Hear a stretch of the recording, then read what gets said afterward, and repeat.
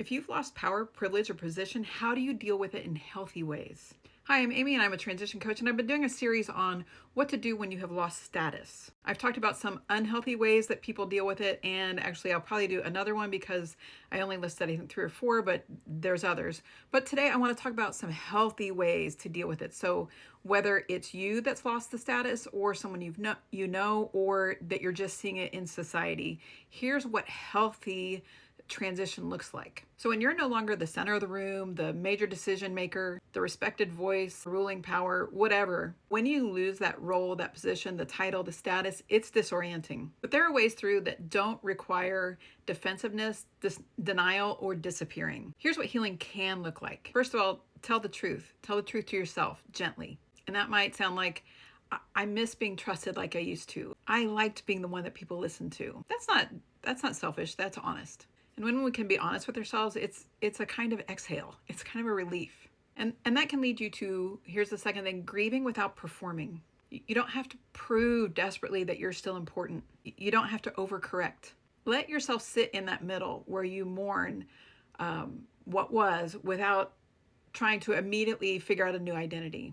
Because status loss is a kind of quiet grief.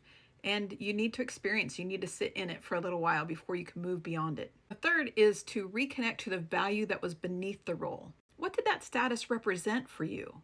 If it was being respected, maybe what you really valued was being heard. If it was being followed, maybe what you really value is making a difference. And if it was being needed, maybe what you really value and love is offering support.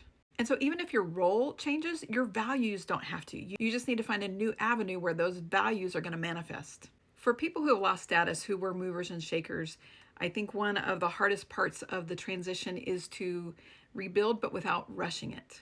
This isn't like one of those home makeover shows where they completely rebuild a house in 3 days, and then we find out later that it was pretty shoddy construction and they didn't actually finish things. We don't want to do that.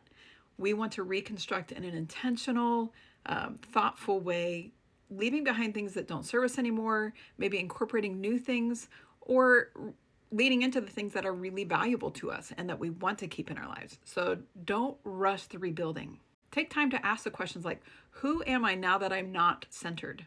Or how do I lead when I'm not in charge? Or what do I want to be known for now that power isn't automatic? So if you've lost status, you are not powerless. You still have agency. And you're in transition, and that takes time. And it takes intention and reflection to really leverage that messy middle time well. I'm going to talk more about that messy middle, so follow along.